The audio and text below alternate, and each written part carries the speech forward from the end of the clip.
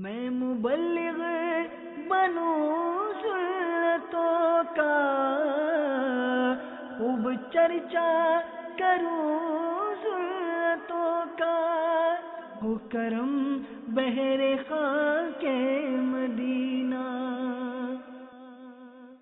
الحمدللہ رب العالمین، والصلاة والسلام علی سید المرسلین، اما بعد فاعوذ باللہ من الشیطان الرجیم، بسم اللہ الرحمن الرحیم، الصلاة والسلام علیک یا رسول اللہ وعلی آلک واصحابک یا حبیب اللہ، الصلاة والسلام علیک یا نبی اللہ وعلی آلک واصحابک یا نور اللہ۔ نویت سنت الاعتکاف۔ سرکار والا تبار دو عالم کے مالک و مختار صلی اللہ تعالی علیہ وآلہ وسلم کا فرمان خوشبودار ہے، اے لوگو، بے شک بروز قیامت اس کی دہشتوں اور حساب کتاب سے جلد نجات پانے والا شخص وہ ہوگا جس نے تم میں سے مجھ پر دنیا میں بکثرت درود شریف پڑھے ہوں گے۔ صلو علی الحبیب صلی اللہ تعالی علی محمد وعلی آلہ وصحبہ وبارک وسلم۔ شیخ طریقت، امیر اہل سنت، بانی دعوت اسلامی، حضرت علامہ مولانا ابو بلال محمد الیاس عطار قادری رضوی ضیائی دامت برکاتہم العالیہ کے عظیم الشان تصنیف نیکی کی دعوت کے صفحہ نمبر 160 پر ہے۔ امیر المؤمنین حضرت سیدنا ابو بکر صدیق رضی اللہ تعالی عنہ کو اپنے خالہ زاد بھائی، غریب و نادار اور مہاجر اور بدری صحابی حضرت سیدنا مصطح رضی اللہ تعالی عنہ، جن کا آپ خرچ اٹھاتے تھے، ان سے سخت رنج پہنچا۔ اور وہ رنج کیا تھا؟ وہ رنج یہ تھا کہ انہوں نے آپ رضی اللہ تعالی عنہ کی پیاری بیٹی یعنی ام المؤمنین حضرت سیدتنا عائشہ صدیقہ طیبہ طاہرہ رضی اللہ تعالی عنہا پر تہمت لگانے والوں کے ساتھ موافقت کی تھی، یعنی ان کا ساتھ دیا تھا۔ اس پر حضرت سیدنا صدیق اکبر رضی اللہ تعالی عنہ نے سیدنا مصطح بن اساسہ رضی اللہ تعالی عنہ کو خرچ نہ دینے کی قسم کھا لی۔ پارہ 18 سورۃ النور کی آیت نمبر 22 نازل ہوئی۔ ترجمہ کنز الایمان، اور قسم نہ کھائیں وہ جو تم میں فضیلت والے اور گنجائش والے ہیں، قرابت والوں اور مسکینوں اور اللہ کی راہ میں ہجرت کرنے والوں کو دینے کی، اور چاہیے کہ معاف کریں اور درگزر کریں۔ کیا تم اسے دوست نہیں رکھتے کہ اللہ تمہاری بخشش کرے، اور اللہ بخشنے والا مہربان ہے۔ جب یہ آیت سید عالم صلی اللہ تعالی علیہ وآلہ وسلم نے پڑھی تو قربان جائیں، سبحان اللہ عز و جل، حضرت سیدنا ابو بکر صدیق رضی اللہ تعالی عنہ نے کہا، بے شک میری آرزو ہے کہ اللہ عز و جل میری مغفرت کرے، اور میں مصطح رضی اللہ تعالی عنہ کے ساتھ جو سلوک کرتا تھا اس کو کبھی بند نہ کروں گا، چنانچہ آپ رضی اللہ تعالی عنہ نے پھر سے ان کے ساتھ مالی تعاون جاری فرما دیا۔ مدنی چینل کے ناظرین اور حاضرین، میٹھے میٹھے اسلامی بھائیوں، دیکھا آپ نے امیر المؤمنین حضرت سیدنا صدیق اکبر رضی اللہ تعالی عنہ نے اپنے خالہ زاد بھائی یعنی اپنے کزن حضرت سیدنا مصطح بن اساسہ رضی اللہ تعالی عنہ سے قطع تعلقی یعنی تعلقات ختم کرنے کی قسم کھا لی تھی، مگر جب یہ آیت مبارکہ نازل ہوئی تو آپ رضی اللہ تعالی عنہ نے رضا الہی کی خاطر حضرت سیدنا مصطح بن اساسہ رضی اللہ تعالی عنہ کو معاف فرما دیا۔ غور کیجئے، ہر اسلامی بھائی توجہ کرے، اگر ایسا معاملہ کبھی زندگی میں ہمارے ساتھ پیش آ جائے تو ہم ایسے شخص سے بات چیت، میل جول، حتیٰ کہ سلام و دعا بھی چھوڑ دیتے ہیں، بلکہ ہم تو چھوٹی چھوٹی باتوں پر رشتہ داروں سے تعلقات توڑ دیتے، حسن سلوک یعنی اچھے سلوک سے ہاتھ کھینچ لیتے اور بات چیت بھی ختم کر دیتے ہیں۔ ہم سبھی کو چاہیے کہ غور کریں کہ خاندان میں کس کس سے ان بن ہے، جب معلوم ہو جائے تو اب اگر شرعی عذر نہ ہو تو فوراً ناراض رشتہ داروں سے صلح و صفائی کی ترکیب بنانی شروع کر دینی چاہیے۔ اگر جھکنا بھی پڑے تو بے شک رضا الہی کے لیے جھک جائیں، انشاءاللہ عز و جل سر بلندی پائیں گے۔ فرمان مصطفیٰ صلی اللہ تعالی علیہ وآلہ وسلم ہے، جو اللہ کے لیے عاجزی کرتا ہے، بڑی توجہ کے ساتھ سماعت فرمائیں، اے کاش ہم اس کے عامل بن جائیں۔ میرے آقا صلی اللہ تعالی علیہ وآلہ وسلم نے ارشاد فرمایا، جو اللہ کے لیے عاجزی کرتا ہے اللہ عز و جل اسے بلندی عطا فرماتا ہے۔ اپنے گھروں اور معاشرے کو امن کا گہوارہ بنانے کے لیے اپنے قرابت داروں سے حسن سلوک اور صلہ رحمی کی عادت بنائیے، اور جس قدر ممکن ہو قطع تعلقی سے بچنے کی کوشش کیجیے، کیونکہ دیگر گناہوں کا وبال تو صرف گناہ کرنے والے پر ہی آتا ہے، مگر رشتہ داری توڑنے کی نحوست کے سبب پوری قوم رحمت الہی سے محروم ہو جاتی ہے۔ جی ہاں، سنیے، اللہ تبارک و تعالی نے ہمیں رشتہ داروں، یتیموں، بے سہاروں کے ساتھ صلہ رحمی کرنے کا حکم دیا ہے۔ چنانچہ پارہ 21 سورۃ الروم کی آیت نمبر 38 میں ارشاد ہوتا ہے، ترجمہ کنز الایمان، تو رشتہ دار کو اس کا حق دو، اور مسکین اور مسافر کو، یہ بہتر ہے ان کے لیے جو اللہ کی رضا چاہتے ہیں اور انہی کا کام بنا۔ اس آیت مبارکہ کی تفسیر میں مفسر شہیر حکیم الامت مفتی احمد یار خان رحمت اللہ تعالی علیہ فرماتے ہیں، یہ آیت کریمہ تمام قرابت داروں کے حقوق ادا کرنے کا حکم دے رہی ہے۔ اس سے معلوم ہوا کہ ہر رشتہ دار کا حق ہے، اس میں تمام قرابت دار شامل ہیں، اور اس آیت سے یہ بھی معلوم ہوا کہ قرابت داروں سے سلوک اور صدقہ و خیرات نام و نمود رسم کی پابندی سے نہ کرے، محض اللہ تعالی کی رضا کے لیے کرے، تب ہی ثواب کا مستحق ہے۔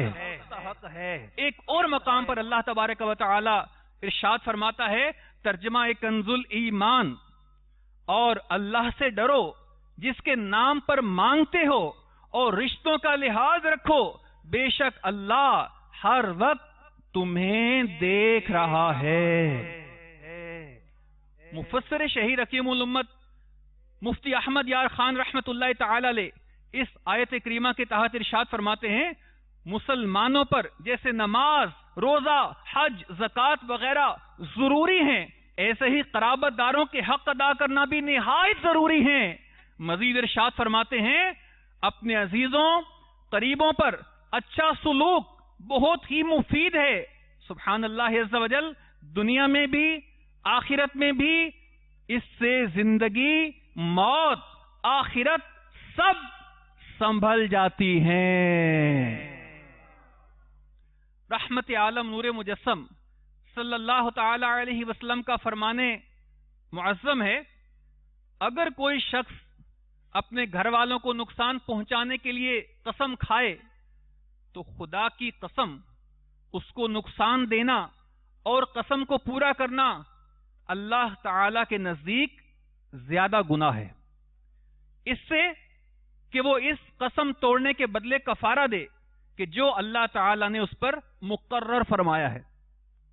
مفسر شہیر حکیم الامت مفتی احمد یار خان رحمت اللہ تعالی علیہ اس حدیث پاک کے تحت فرماتے ہیں، یعنی جو شخص اپنے گھر والوں میں سے کسی کا حق مارنے پر قسم کھا لے، بڑی توجہ کے ساتھ سمجھے، کیونکہ ہم بھی کسی نہ کسی گھر کے فرد ہیں، یا ہم باپ ہیں یا ہم بیٹے ہیں، کوئی نہ کوئی ہمارا رشتہ ہے۔ اب یہ بڑی توجہ کے ساتھ سنیں، مفتی صاحب فرماتے ہیں جو شخص اپنے گھر والوں میں سے کسی کا حق مارنے پر قسم کھا لے، مثلا یہ کہے کہ میں اپنی ماں کی خدمت نہ کروں گا یا ماں باپ سے بات چیت نہ کروں گا، ایسی قسموں کا پورا کرنا گناہ ہے۔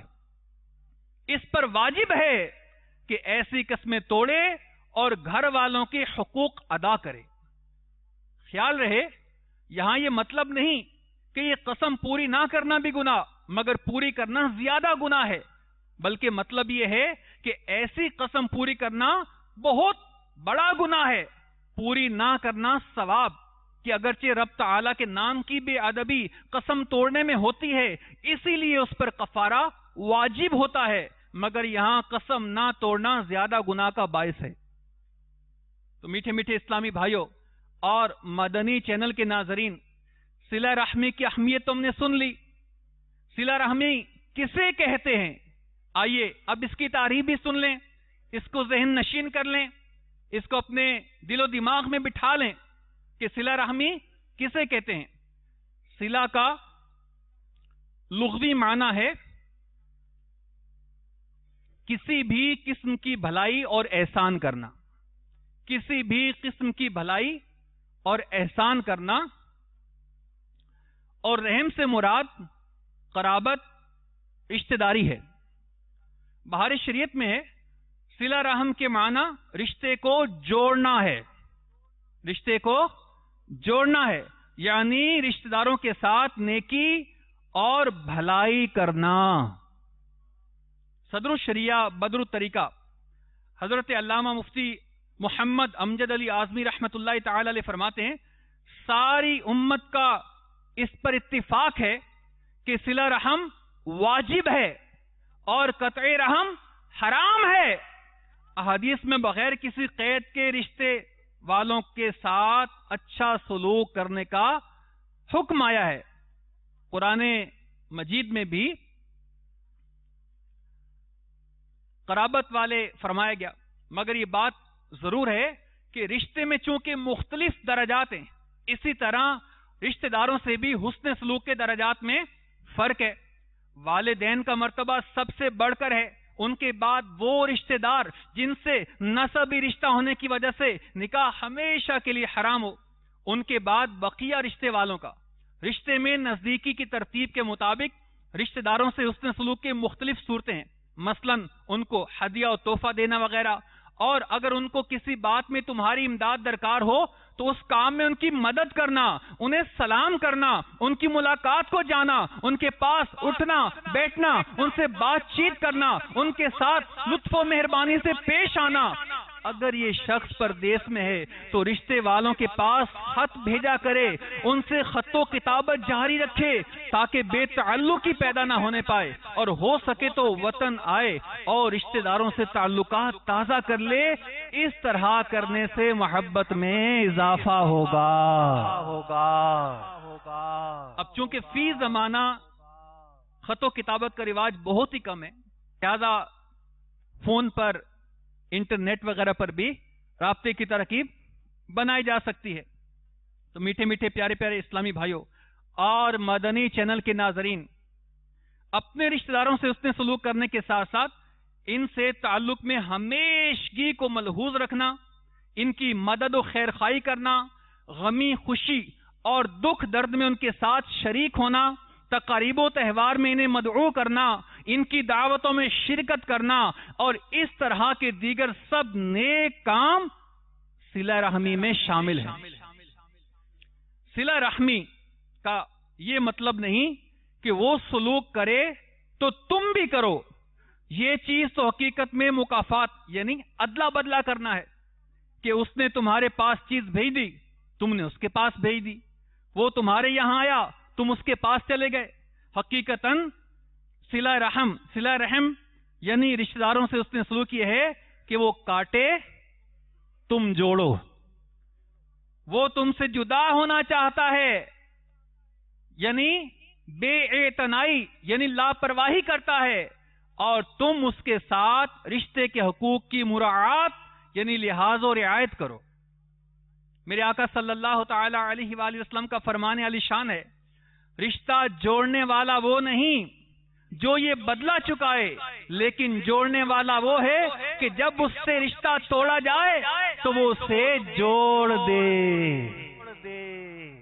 ایک اور حدیث پاک میں ہے کہ ان لوگوں میں سے مت بنو۔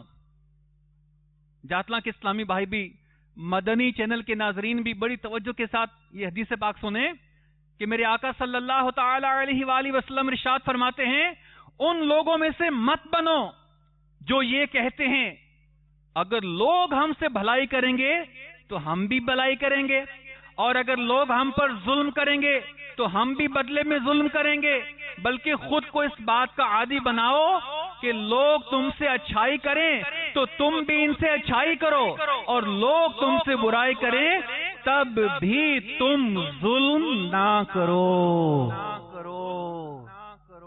میٹھے میٹھے پیارے پیارے اسلامی بھائیوں،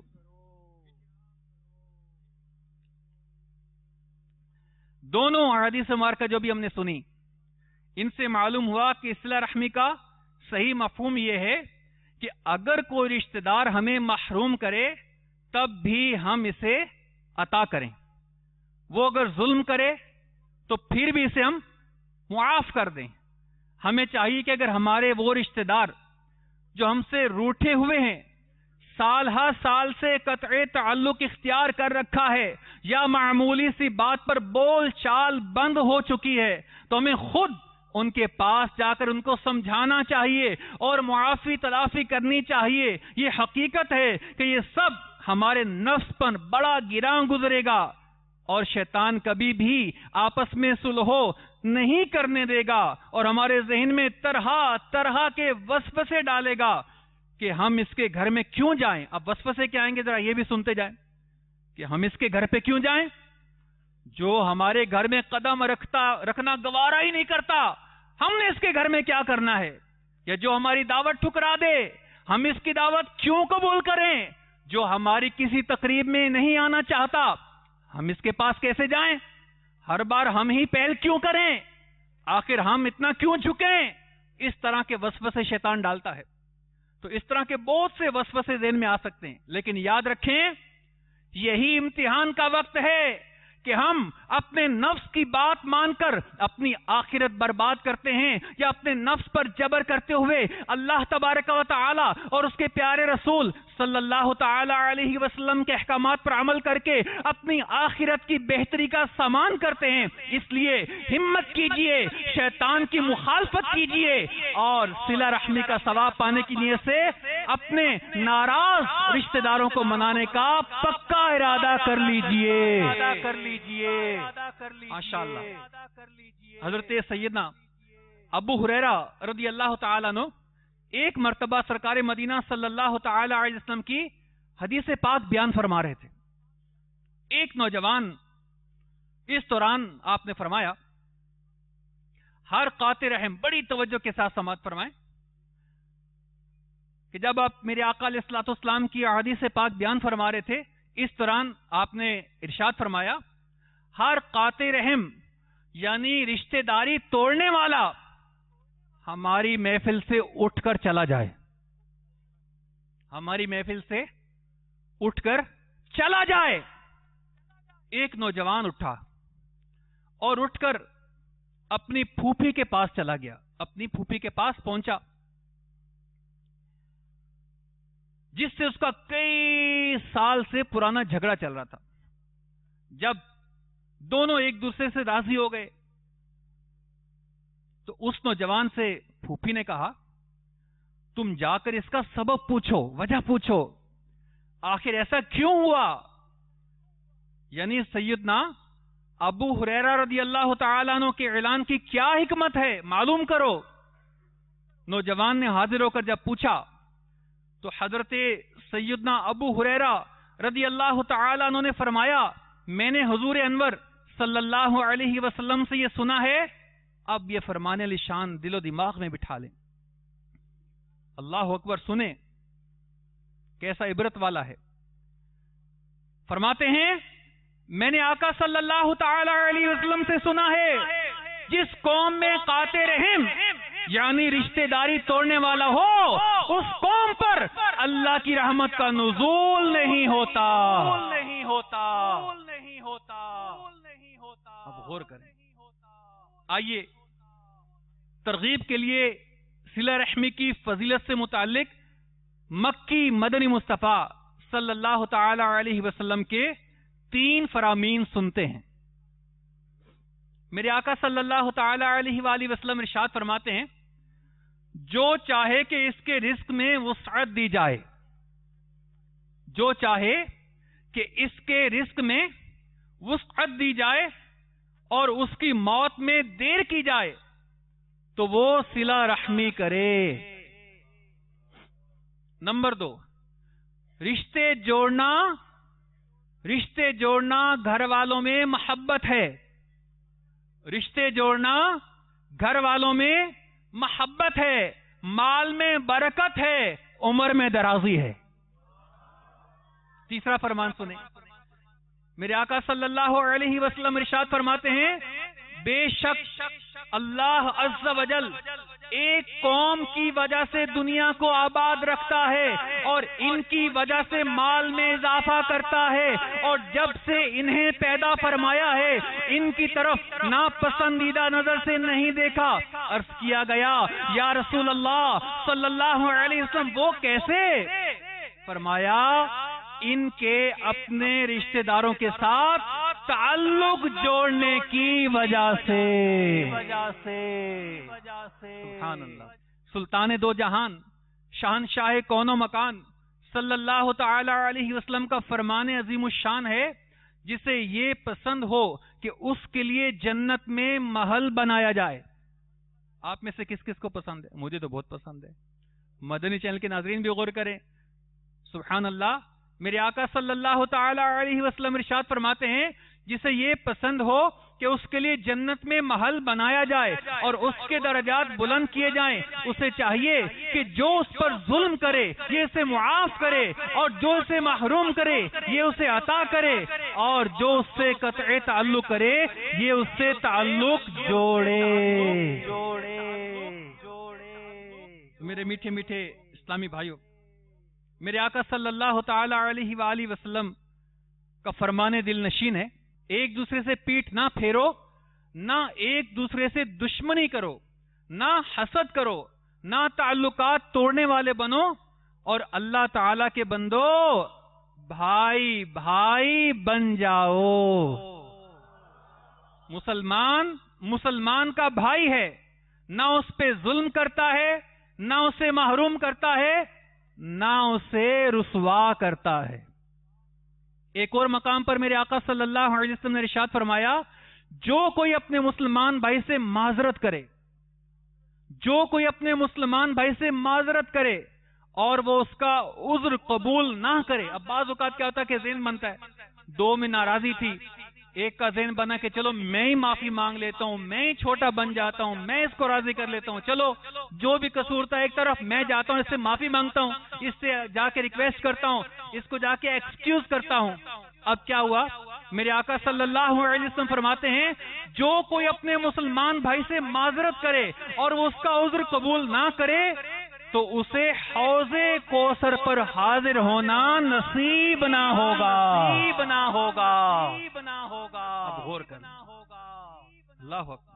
اللہ ہمیں آقا صلی اللہ علیہ وسلم کے دست کرم سے ان کی عطاؤں سے ہمیں آب کوثر کے جام عطا فرمائے. تو میرے پیارے پیارے میٹھے میٹھے اسلامی بھائیو، اب ذرا غور کریں، مدنی چینل کے ناظرین بھی دیکھیں کہ جب ایک مسلمان سے اچھا سلوک کرنے، اس سے محبت قائم رکھنے، تعلق بنانے اور اسے نبھانے کی ترغیب ہے، تو وہ افراد کہ جن کے ساتھ ہمارے خون کے رشتے قائم ہیں، مثلا ہماری ماں، ہمارا باپ، ہماری بہن، ہمارا بھائی، ہمارا چچا، بھتیجے، ماموں، بھانجے وغیرہ، تو ان کے ساتھ ہمیں اور بھی زیادہ حسن سلوک اور خیر خائی کا برتاؤ کرنا چاہیے. اور رشتہ داروں میں سے بھی سب سے زیادہ ہمارے حسن سلوک کے مستحق کون ہیں؟ ہمارے ماں باپ اور ہمارے بہن بھائی. والدین کون ہیں جانتے ہیں آپ؟ والدین وہ ہیں کہ جنہوں نے ہمیں پالا، ہماری اچھی تربیت کی، اچھائی برائی کی ہمیں تمیز سکھائی، خود مشقت اٹھا کر ہماری راحت کا سامان کیا. جبکہ بہن بھائی کون ہیں؟ ہاں آج تم جن بہن بھائیوں سے منہ پھیرتے ہو، ان سے بے رخی کرتے ہو، چھوٹی چھوٹی باتوں پہ ان کے دل توڑ دیتے ہو، ان سے ناراضی کا اظہار کر کے الگ ہو جاتے ہو، یہ کون ہیں؟ ہاں ہمارے بہن بھائی وہ ہیں جو ہمارے بچپن کے ساتھی ہیں، ہمارے اچھے اور برے وقت کے رفیق، اور سب سے بڑھ کر یہ کہ ایک ہی ماں اور باپ کی اولاد ہے. مگر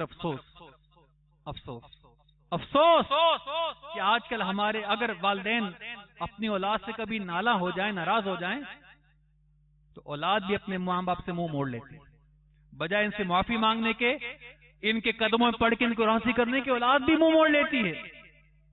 بڑے بہن بھائیوں میں سے اگر کوئی ناراض ہو تو چھوٹے بھی ناراض ہو جاتے ہیں، ان کا احترام نہیں کرتے. ہم چھوٹی چھوٹی معمولی سی تلخیوں کی بنا پر ایک چھت کے نیچے بعض اوقات رہتے ہیں اور آپس میں ملاقات کیے، بات چیت کیے، ایک دوسرے کو دیکھے ہفتوں اور بعض اوقات تو کئیوں کے مہینے بھی گزر جاتے ہوں. اور جو ملک سے باہر ہوتے ہیں کئی مہینے، بسا کا تو سالوں سال یہ ایک دوسرے کی شکل نہیں دیکھ پاتے. میٹھے میٹھے اسلامی بھائیوں اور مدنی چینل کے ناظرین، کامل مسلمان بننے، نمازوں اور سنتوں کی عادت ڈالنے کے لیے دعوت اسلامی کے مدنی ماحول سے ہر دم وابستہ رہیے. الحمدللہ عز و جل معاشرے کے کئی بگڑے ہوئے افراد دعوت اسلامی کے مدنی ماحول کی برکت سے رائے راست پر آ کر خود خوب نیکی کی دعوت کی دھومیں مچا رہے ہیں. دعوت اسلامی کے مدنی ماحول سے وابستہ ہو کر اپنے آپ کو مختلف مدنی کاموں میں مشغول رکھنے کے لیے آئیے آپ کو ایک عاشق رسول کی مدنی بہار پیش کرتا ہوں. متھرا ہند کے ایک اسلامی بھائی کا کچھ یوں بیان ہے. میں ایک ماڈرن نوجوان تھا، فلمیں ڈرامے دیکھنا میرا مشغلہ تھا. مکتبۃ المدینہ سے جاری ہونے والے بیان کی کیسٹ، ٹی وی کی تباہ کاریاں سننے کا شرف حاصل ہوا جس نے میری کایا پلٹ دی.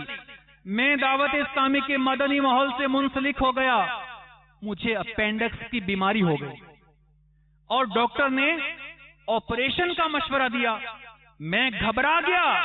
ایسے میں دعوت اسلامی کے ایک مبلغ کی انفرادی کوشش کے نتیجے میں زندگی میں پہلی بار عاشقان رسول کے ساتھ دعوت اسلامی کے سنتوں کی تربیت کے 3 دن کے مدنی قافلے کا مسافر بن گیا. الحمدللہ عز و جل مدنی قافلے کی برکت سے بغیر آپریشن کے میرا مرض جاتا رہا.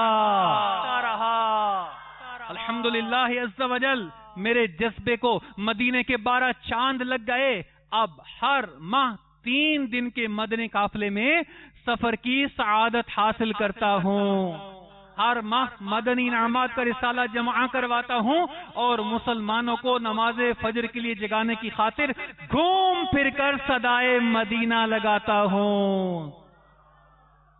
بے عمل با عمل بنتے ہیں سر بسر، بے عمل با عمل بنتے ہیں سر بسر. تو بھی اے بھائی کر قافلے میں سفر، اچھی صحبت سے ٹھنڈا ہو تیرا جگر، اچھی صحبت سے ٹھنڈا ہو تیرا جگر. کاش کر لے اگر قافلے میں سفر. صلو علی الحبیب صلی اللہ تعالی علی محمد وعلی آلہ وصحبہ وبارک وسلم. قریبی رشتہ داروں سے قطع تعلق کرنے اور مشکل میں ان کے کام نہ آنے کی مذمت پر چند عبرت آموز حدیث پاک سنیے اور لرزیے. میرے آقا صلی اللہ تعالی علیہ وسلم ارشاد فرماتے ہیں، اے امت محمد صلی اللہ علیہ وسلم، قسم ہے اس ذات کی، قسم ہے اس ذات کی جس نے مجھے حق کے ساتھ بھیجا، اللہ تعالی اس شخص کے صدقے کو قبول نہیں فرماتا جس کے رشتہ دار اس کی بھلائی کرنے کے محتاج ہوں اور یہ غیروں کو دے. قسم ہے اس ذات کی جس کے دستے قدرت میں میری جان ہے، اللہ تعالی ایسے شخص کی طرف قیامت کے دن نظر رحمت نہ فرمائے گا. استغفر اللہ، توبوا الی اللہ. مزید سنیے، جو شخص اپنے کسی قریبی رشتہ دار کے پاس آ کر جو شخص اپنے کسی قریبی رشتہ دار کے پاس آ کر اس کی حاجت سے زائد وہ شے مانگے جو اسے اللہ تعالی نے عطا فرمائی ہے، لیکن وہ اس پر بخل کرے، تو اللہ جہنم سے ایک اژدہا نکالے گا جس کا نام شجاع ہوگا. وہ زبان کو حرکت دیتا ہوگا اور اس شخص کے گلے کا ہار بن جائے گا. مزید سنیے، جس گناہ کی سزا دنیا میں بھی جلد ہی دے دی جائے اور اس کے لیے آخرت میں بھی عذاب کا ذخیرہ رہے، وہ بغاوت اور قطع رحم سے بڑھ کر نہیں. حضرت سیدنا فقی ابو لیث سمرقندی رحمت اللہ تعالی علیہ تنبیہ الغافلین میں نقل کرتے ہیں، حضرت سیدنا یحییٰ بن سلیم رحمت اللہ تعالی علیہ فرماتے ہیں، مکہ مکرمہ میں ایک نیک شخص خراسان کا رہنے والا تھا. لوگ اس کے پاس اپنی امانتیں رکھتے تھے. ایک شخص اس کے پاس 10,000 اشرفیہ امانت رکھوا کر اپنی کسی حاجت سے سفر میں چلا گیا. جب وہ واپس آیا تو خراسانی فوت ہو چکا تھا. اس کے اہل و عیال سے اپنی امانت کا حال پوچھا تو انہوں نے لا علمی کا اظہار کیا. امانت رکھنے والے نے علماء مکہ سے پوچھا کہ مجھے کیا کرنا چاہیے؟ انہوں نے کہا، ہم امید کرتے ہیں کہ وہ خراسانی جنتی ہوگا. تم ایسا کرو کہ آدھی رات یا تہائی رات گزرنے کے بعد زمزم کے کنویں پر جا کر اس کا نام لے کر آواز دینا، اس سے پوچھنا. اس نے 3 راتیں ایسا ہی کیا، وہاں سے کوئی جواب نہ ملا. اس نے پھر جا کر ان علماء کو بتایا. انہوں نے کہا، انا للہ و انا الیہ راجعون، ہمیں ڈر ہے کہ وہ شاید جنتی نہ ہو. تم یمن چلے جاؤ، وہاں برہوت نامی وادی میں ایک کنواں ہے، اس پر پہنچ کر اسی طرح آواز دو جیسے زمزم کے کنویں پر آواز دی تھی. جیسے اس نے جا کر یمن میں برہوت کے کنویں کے پاس آواز دی تو پہلے ہی آواز میں جواب آ گیا کہ میں نے اس امانت کو گھر میں فلاں حصے میں دبا کے رکھا اور میں نے اپنے گھر والوں کے پاس بھی امانت کو نہیں رکھا، لہذا میرے لڑکے کے پاس جاؤ اور اس جگہ کو کھودو، تمہیں رقم مل جائے گی. چنانچہ اس نے ایسا ہی کیا اور مال مل گیا. پھر اس مال لینے والے نے کہا، میں نے اس سے پوچھا کہ تو بڑا نیک آدمی تھا، تو یہاں کیسے پہنچ گیا؟ ڈر جائیے، لرز جائیے، کانپ جائیے جب اس نیک نمازی پرہیزگار بندے سے سوال کیا گیا کہ تو یہاں کیسے پہنچ گیا. وہ بولا، میرے کچھ رشتہ دار خراسان میں تھے جن سے میں نے رشتہ توڑ کر رکھا تھا، اسی حالت میں میری موت آ گئی، اس سبب سے اللہ نے مجھے یہ سزا دی اور مجھے اس مقام پر پہنچا دیا. استغفر اللہ. غور کر، قطع رحمی، اپنے رشتہ داروں سے تعلقات ختم کرنا کس قدر بری چیز ہے کہ اس کی وجہ سے بہت سی نیکیوں کا اجر بھی ضائع ہوتا ہے اور آخرت میں اللہ تعالیٰ کی رحمت سے دوری کا سامنا کرنا پڑ سکتا ہے. رشتہ داروں سے بھلائی نہ کرنے والوں کی طرف بروز قیامت اللہ رب العزت نظر رحمت نہ فرمائے گا. قدرت کے باوجود رشتہ دار کی حاجت پوری نہ کرنے والے پر جہنم کا ایک بڑا سانپ مسلط کر دیا جائے گا جو اس قاطع رحم کے گلے کا ہار بن جائے گا. رشتہ داروں سے تعلقات ختم کرنے والے کو آخرت کے ساتھ ساتھ دنیا میں بھی سزا دی جائے گی. کس کا کس پر کیا حق ہے آئیے سنتے ہیں. بڑے بھائی اور بڑی بہن پر، بڑے بھائی اور بڑی بہن پر چھوٹے بھائی بہنوں کے حقوق میں سے کیا کیا ہے آئیے سنتے ہیں.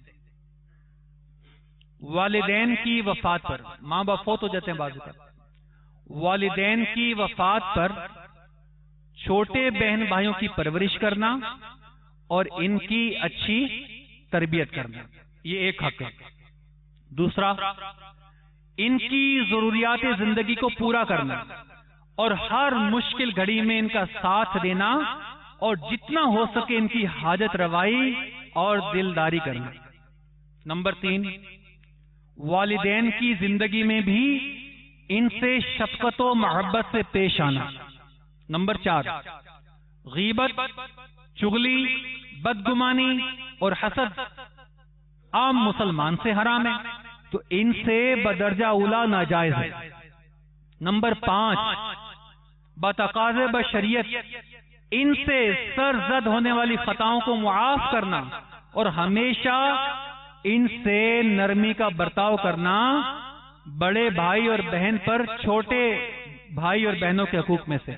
اب سنیں، اسی طرح چھوٹے بہن بھائیوں پر بڑوں کے حقوق اور آداب میں کیا کیا ہے، بڑی توجہ کے ساتھ سنیں. اگر ہر کوئی اپنے حق ادا کرے تو انشاءاللہ ناراضگی نہیں ہوگی، جھگڑا نہیں ہوگا، پھڈا نہیں ہوگا، دل نہیں ٹوٹے گا، آپس میں رشتہ داری ٹوٹے گی نہیں. بڑی توجہ کے ساتھ سنیں اور عمل کی بھی نیت کریں کہ چھوٹے بہن بھائی پر بڑوں کے حقوق اور آداب کیا ہیں. نمبر 1، ان کی عزت و احترام کرتے ہوئے ان کے شایان شان مرتبہ و مقام دینا. اب بڑے بہن بھائی ان کا مرتبہ اور مقام جو اس کے مطابق ان کو ڈیل کرے. نمبر 2، والدین کی غیر موجودگی میں انہیں والدین کا مرتبہ دینا ورنہ انہیں اپنا سرپرست اور رہنما سمجھنا، یہ اسلام نے ذہن دیا ہے. نمبر 3، حتی الامکان ان کی جائز احکامات پر عمل کی کوشش کرنا. نمبر 4، اپنی طرف سے ہونے والی غلطیوں پر خود بڑھ کر معافی مانگنا. نمبر 5، ان کی دل آزاریوں سے بچنے کی کوشش کرنا. میٹھے میٹھے اسلامی بھائیوں اور مدنی چینل کے ناظرین، اگر ہم بھی ان مدنی پھولوں پر عمل کی کوشش کریں گے تو انشاءاللہ عز و جل ان کی برکت سے بہن بھائیوں کے درمیان ہونے والی ناراضیوں اور ان کے سبب پیدا ہونے والی دوریوں سے کافی حد تک انشاءاللہ چھٹکارا مل جائے گا. صلو علی الحبیب صلی اللہ تعالی علی محمد وعلی آلہ وصحبہ وبارک وسلم. اب بیان کا خلاصہ بھی سماعت فرما لیں کہ آج کے بیان میں ہم نے سنا کہ صلہ رحمی کا مطلب رشتہ داروں سے اچھا سلوک کرنا ہے. صلہ رحمی رشتہ داروں سے حسن سلوک کی برکت سے رزق، مال اور عمر میں برکت ہوتی ہے. کون کون نیت کرتا ہے کہ انشاءاللہ صلہ رحمی کرے گا؟ ماشاءاللہ، حاضرین تو نیت کر رہے ہیں بہت سارے، مدنی چینل کے ناظرین بھی نیت کر لیں. مزید سنیں کہ صلہ رحمی کی برکت سے کئی خاندانی جھگڑے ختم کر کے گھروں کی ناچاکیوں کو ختم کیا جا سکتا ہے. صلہ رحمی کر کے اللہ کی خوشنودی حاصل کی جا سکتی ہے. کسی مسلمان کی طرف سے معافی میں پہل کرنے پر بھی بلا عذر شرعی اس کو معاف نہ کر کے بروز قیامت حوض کوثر پر حاضری سے محرومی ہو سکتی ہے. تو آج یہ نیت کر لیں کہ ہم سے کوئی معافی مانگنے آئے، ہم سے کوئی ایکسکیوز کرنے آئے تو انشاءاللہ اللہ تبارک و تعالیٰ کی رضا کے لیے اسے معاف کر دیں گے اور خود بھی معافی مانگیں گے اگر کسی کے ساتھ کوئی ایسی بات کی ہے، اور اگر ہم سے مانگنے تو انشاءاللہ اس سے بھی مانگنے میں دیر نہیں کریں گے. بلا عذر شرعی رشتوں کو کاٹنا حرام اور جہنم میں لے کے جانے والا کام ہے. لہذا ہمیں خود بھی اس سے بچنا ہے اور دوسرے مسلمانوں کو بھی اس سے بچنے کی ترغیب دلانے کا سلسلہ جاری رکھنا ہے۔ صلہ رحمی کی برکت سے ہمارے کئی غریب نادار عزیز و اقربا ہماری تھوڑی سی نرمی اور محبت کی وجہ سے شادیوں، عیدین وغیرہ جیسی خوشی کے مواقع پر ہمارے ساتھ شامل ہو سکتے ہیں۔ بلا عذر شرعی رشتہ داروں کے ساتھ بھلائی نہ کر کے کثیر صدقہ و خیرات کرتے ہوئے بھی اللہ تعالیٰ کی نظر رحمت سے محرومی ہو سکتی ہے۔ اپنے رشتہ داروں کی کڑوی باتوں کو بخوشی پینے والا، ان کے تلخ رویوں سے صرف نظر کرنے والا اور تعلقات بحال کرنے کے لیے ان سے معذرت کرنے والا بظاہر خود کو کم تر محسوس کر رہا ہوتا ہے، لیکن حقیقتاً بارگاہ الہی سے عالی شان مراتب حاصل کر رہا ہوتا ہے۔ ہمیں بھی چاہیے بظاہر نظر آنے والی تکالیف کو آخرت میں ملنے والے انعامات کا بدلہ سمجھتے ہوئے قبول کریں اور اپنے رشتہ داروں اور دیگر تمام مسلمانوں سے بھی حسن سلوک سے پیش آئیں۔ اللہ عز و جل ہم سب کو عمل کی توفیق عطا فرمائے۔ آج جبکہ مسلمان دین سے بہت دور ہیں اور اس دوری میں دن بدن اضافہ ہوتا جا رہا ہے اور لوگ فکر آخرت سے بے خبر ہو کر دنیا میں مگن ہیں، سنتیں اور نوافل پڑھنا تو دور، اکثریت فرض نمازیں تک جان بوجھ کر چھوڑ دیتی، اسی وجہ سے ہماری مسجدیں ویران ہیں۔ ایسے میں انہیں دوبارہ آباد کرنے کا عزم کرنا اور اس کی تکمیل کے لیے جد و جہد کرنا یقیناً سعادت سے کم نہیں۔ آئیے اپنا عزم دہرا لیں، مسجد بھرو تحریک، مسجد بھرو تحریک، مسجد بھرو تحریک۔ الحمدللہ یہ مدنی کام بھی مسجد بھرو تحریک میں شامل ہے۔ آپ سے درخواست ہے کہ آپ بھی مساجد کو آباد کرنے کی کوشش کریں اور بالخصوص نماز فجر کے لیے زیادہ سے زیادہ صدائے مدینہ لگائیے اور مساجد کی آبادی میں دعوت اسلامی کا ساتھ دیجیے۔ منقول ہے کہ امیر المومنین حضرت سیدنا فاروق اعظم رضی اللہ تعالیٰ عنہ کا یہ معمول تھا کہ آپ لوگوں کو نماز کے لیے بیدار کرتے۔ جب نماز فجر کے لیے تشریف لاتے، راستے میں لوگوں کو نماز کے لیے جگاتے ہوئے آتے، نیز اذان فجر کے فوراً بعد اگر مسجد میں کوئی سویا ہوتا تو اسے بھی جگا دیتے۔ شیخ طریقت امیر علیہ سنت دامت برکاتہم العالیہ کے رسالے 101 مدنی پھول سے بات چیت کے حوالے سے چند اہم مدنی پھول سنتے ہیں۔ مسکرا کر اور خندہ پیشانی سے بات چیت کیجیے۔ مسلمانوں کی دلجوئی کی نیت سے چھوٹوں کے ساتھ مشفقانہ اور بڑوں کے ساتھ مؤدبانہ لہجہ رکھیے۔ چلا چلا کر بات کرنے سے حد درجہ احتیاط کیجیے۔ چاہے ایک دن کا بچہ ہو، اچھی نیتوں کے ساتھ اس سے بھی آپ جناب سے گفتگو کی عادت بنائیے۔ آپ کے اخلاق بھی انشاءاللہ عز و جل عمدہ ہوں گے اور بچہ بھی آداب سیکھے گا۔ بات چیت کرتے وقت پردے کی جگہ ہاتھ لگانا، انگلیوں کے ذریعے بدن کا میل چھڑانا، دوسروں کے سامنے بار بار ناک کو چھونا یا کان یا ناک وغیرہ میں انگلی ڈالنا، تھوکتے رہنا اچھی بات نہیں۔ جب تک دوسرا بات کر رہا ہو اطمینان سے سنیے، بات کاٹنے سے بچیے، نیز دوران گفتگو قہقہ لگانے سے بچیے کہ قہقہ لگانا سنت سے ثابت نہیں۔ بات کرتے وقت ہمیشہ یاد رکھیے کہ زیادہ باتیں کرنے سے ہیبت جاتی رہتی ہے۔ کسی سے جب بات چیت کی جائے تو اس کا کوئی صحیح مقصد بھی ہونا چاہیے اور ہمیشہ مخاطب کے ظرف اور اس کی نفسیات کے مطابق بات چیت کی جائے۔ بد زبانی اور بے حیائی کی باتوں سے ہر وقت پرہیز کیجیے۔